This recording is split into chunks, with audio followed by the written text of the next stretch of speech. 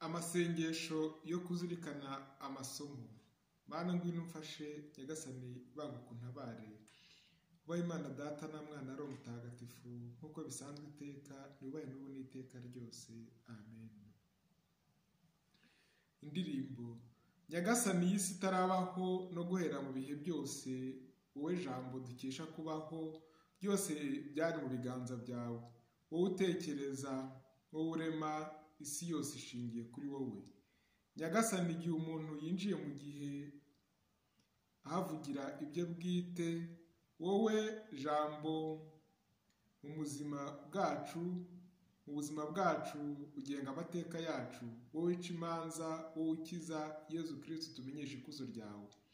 Nyagasani imigezi yacu yivuburira amazi yayo, nta kumenya iby'ejo hazaza, wowe ufite ijambo rya nyuma uzi umunsi n'isaha, wowe ukunda, wowe wakira udutegurira aho tuzibera.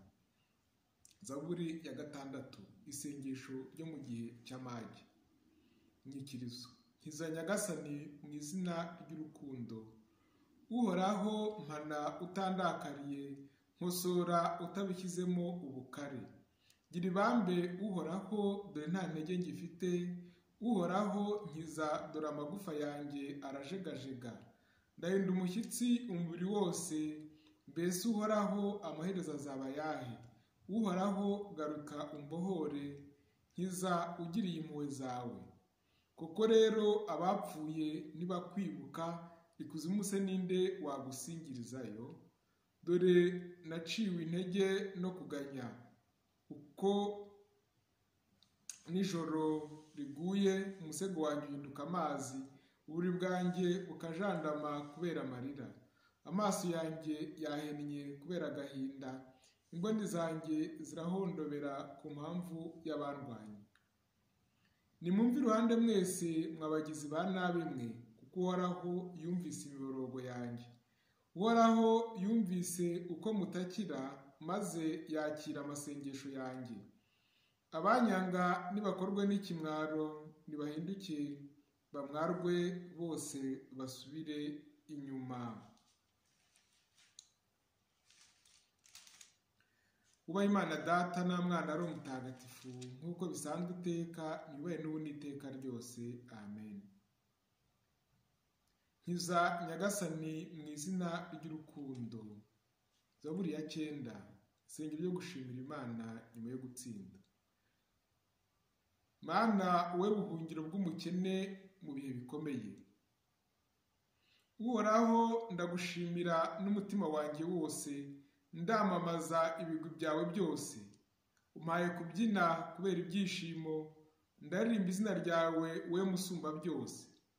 Ndabona abanzi banjye bihinda bahunga, bakadandabirana bakarimbukira imbere yawe, kuko wandengeye ukamburanira. Wicaye ku ntebe y'umucamanza w'intabera. Wakangaye amahanga, urimbura abatakuyoboka, usibanganya amazina yabo ubudasubirwaho. Abanzi warabatsembye barazima buheriheri, imijyi yabo urayisenyagura iribagirana.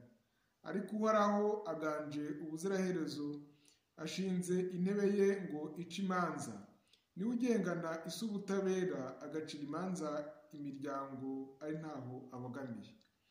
Uhoraho nabe ubuvunyi bw'abashikamiwe, mu bihe by'amage nababera ubuvunyi. Abazina ryawe nibakwiringira Uhoraho, kuko udatererana abagushakashaka. Nimucyo turirimbira Uhoraho uganje kuri Siyoni, nimwamamaza ibigwi bye mu mahanga, kuko akurikirana uwamennye amaraso ntabirangarane, ntiyirengagize imorogo y'abanyabyago. Igice cya 2 cya Zaburi ya 9. Uhoraho gira ibambe urebe ibyago ndimo, niwe wanzahura ukankura mu maboko y'urupfu, kugira ngo namamaze ibisingizo byawe, nishimire umukiro uguturukaho. Ndi mu marembo y'umurwa wa Siyoni. Amahanga yaguye mu rwobo yari yacukuye, amaguru yabo afatirwa umutego bari bateze. Uhoraho yimenyekanyije aca urubanza, maze umugome aboheshwa ingoyi ze bwite. Abagiranabi ntibasubire ikuzimu, n'abanyamahanga bose biyibagiza Imana, ariko umukene we ntazibagirana burundu, cyangwa ngo amizero y'umunyabyaga yoyoke. Uhoraho, haguruka hoye kugira umuntu wigamba, abanyamahanga ntibacirwe urubanza ubyirebera. Uhoraho, kangaranya ayo mahanga akuke umutima, yibuke ko ari abantu gusa.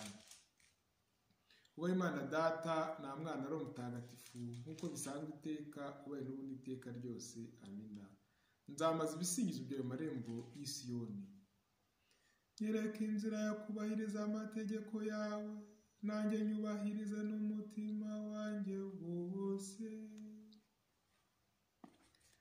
Ijambo ry'Imana, isomo ryo mu gitabo cya mwene Siraki, umutwe wa mbere umurongo wa mbere kugera ku wa 20.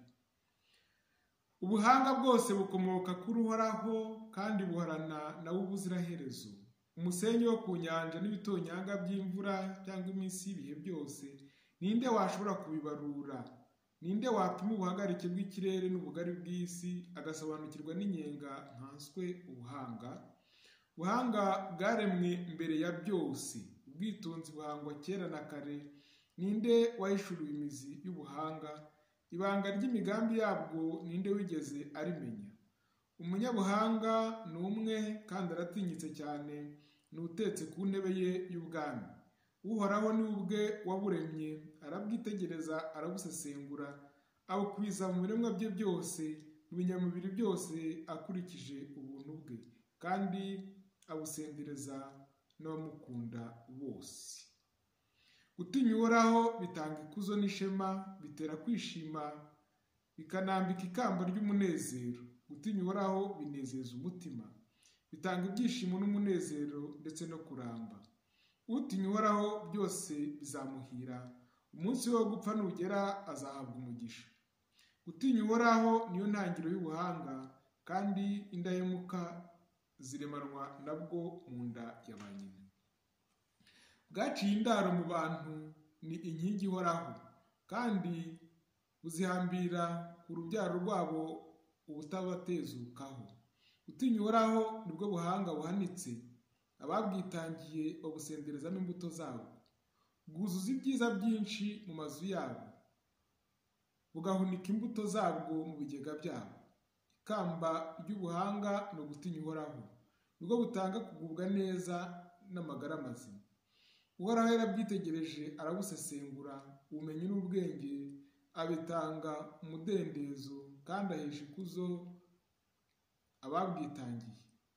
Imizi y'ubuhanga ni ugutinya Uhoraho, kandi ubutohagire bw'amashami yabwo butanga kuramba. Umujinya w'ubusa nta shingiro uba ufite, kuko umutwaro wawo urimbura nyirawo. Umuntu witonda arihangana, agategereza umwanya uboneye, maze amaherezo ibyishimo bikamugarukira. Ahisha amagambo ye, agategereza igihe, maze ubwenge bwe bukamamazwa na benshi. Mu bigega by'ubuhanga habonetsemo amagambo y'ubwenge, ariko gukunda Imana bitera umunyabyaha ishozi. Urifuza ubuhanga, jya ukurikiza amategeko, maze Uhoraho azabukugabire.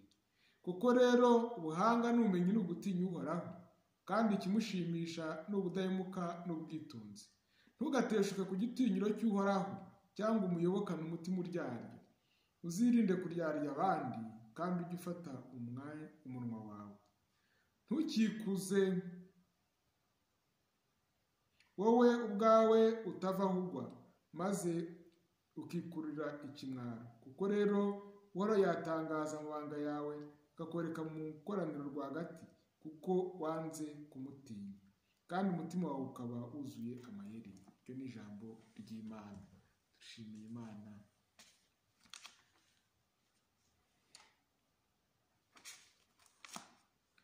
Lettre de Saint Clément de Rome aux Corinthiens. Prière universelle.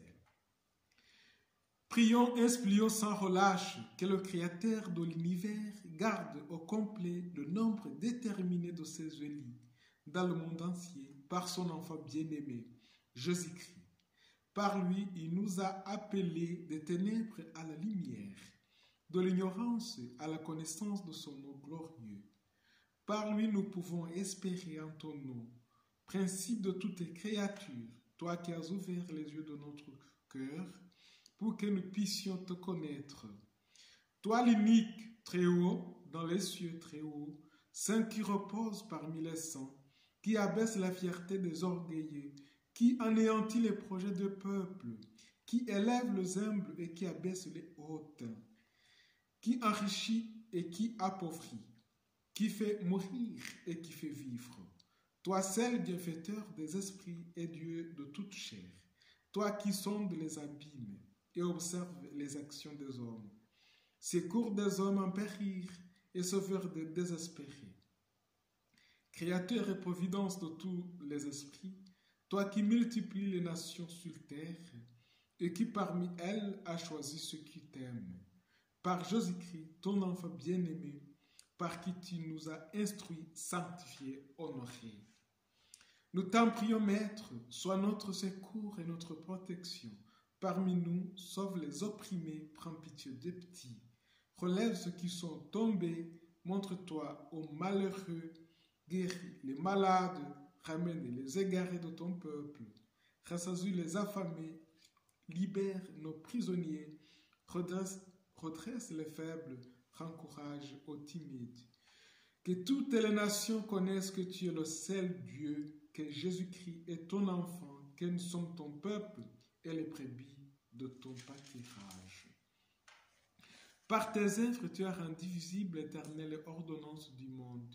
C'est toi, Seigneur, qui as créé la terre, qui te montre fidèle à travers toutes les générations, juste dans les jugements, admirable de force et de grandeur, sage pour créer et intelligent pour maintenir tes créatures.